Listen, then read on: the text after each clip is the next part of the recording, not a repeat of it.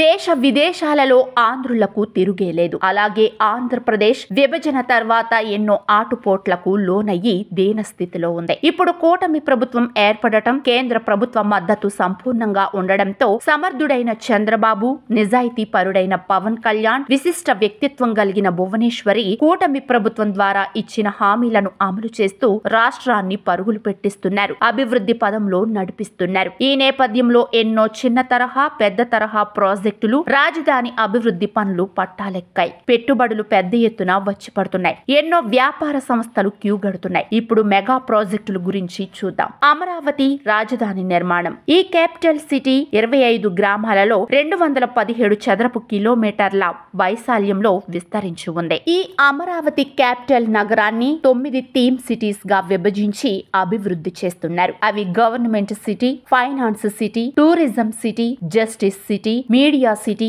Sports city, electronics city, knowledge city, health సిటీగా నామకరణం చేశారు. రోడ్లు, ఐఆర్ఆర్, ఓఆర్ఆర్ రింగు రోడ్లు, రైల్వే ప్రాజెక్టులు, Vijayawada Amaravati metro, iconic towers, modern assembly, high court భవనాలు మొదలైనటువంటి కట్టడాలన్నీ రాబోవు 3 ఏళ్లలో పూర్తి చేస్తామని మంత్రి చెబుతున్నారు. ఇక రెండవది ఇరిగేషన్ ప్రాజెక్టులు. ఇందులో మేజర్ గా పోలవరం, వెలిగొండ ప్రాజెక్టులు. పోలవరం ప్రాజెక్టు వల్ల కృష్ణా, గోదావరి, గుంటూరు జిల్లాల్లో 7.2 లక్షల ఎకరాలకు నీరందుతోంది. అంతేకాకుండా ఇవి అన్ని జిల్లాల ప్రజలకు ప్రత్యక్షంగానూ పరోక్షంగానూ ఎంతో ఉపయోగపడుతోంది. కాబట్టి దీనిని ఆంధ్రుల జీవనాడి అన్నారు. బహుళార్ధ సార్థక ప్రాజెక్ట్ కేంద్ర ప్రభుత్వ పూర్తి సహకారంతో MEIL వారు నిర్మిస్తున్నారు. మరొక ప్రాజెక్ట్ వెలిగొండ. దీని ద్వారా నెల్లూరు, కడప, ప్రకాశం 4.47 లక్షల ఎకరాలకు సాగునీరు అందిస్తారు.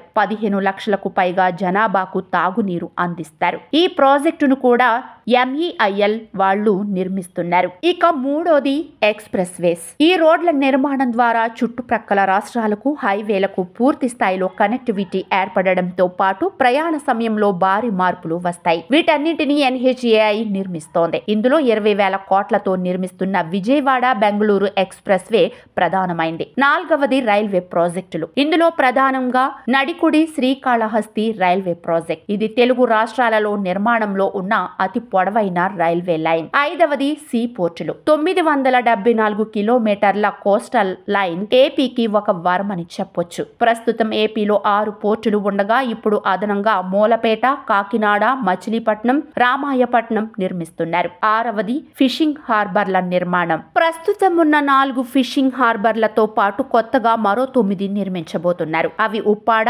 మచిలీపట్నం, నిజాంపట్నం, జువ్వలదిన్నె, బుడగట్లపాలెం, పూడిమడక, ఓడరేవు, కొత్తపట్నం. ఈ హార్బర్లను స్టేట్ మరియు సెంట్రల్ గవర్నమెంట్ 50% ఖర్చుతో నిర్మిస్తున్నారు. ఏడవది పిన్నాపురం. కర్నూలు జిల్లా పాణ్యం మండలం పిన్నాపురం గ్రామంలో ఈ ప్రాజెక్ట్ నిర్మిస్తున్నారు. ఇది కరెంటు ఉత్పత్తి చేసే ప్రపంచంలోనే అతి భారీ ప్రాజెక్ట్. దీని ద్వారా 1000 మెగావాట్ల సోలార్, 500 మెగావాట్ల విండ్, 1200 మెగావాట్ల stand alone pumped storage plants ని మొదటి విడతగా నిర్మిస్తారు. తర్వాత 8వది ఎయిర్పోర్ట్స్. విజయవాడ, గన్నవరం ఎయిర్పోర్ట్ పనులు ప్రస్తుతం శరవేగంగా జరుగుతున్నాయి. కొత్త టెర్మినల్ నిర్మాణంతో అంతర్జాతీయ విమానాలకు యాక్సెస్ ఉంటుంది. 2025 జూన్ కి ఇది అందుబాటులోకి రావచ్చు. మరో ఎయిర్పోర్ట్ భోగాపురంలో నిర్మిస్తున్నారు. దీనికి అల్లూరి సీతారామరాజు ఇంటర్నేషనల్ ఎయిర్పోర్ట్ గా నామకరణం చేశారు.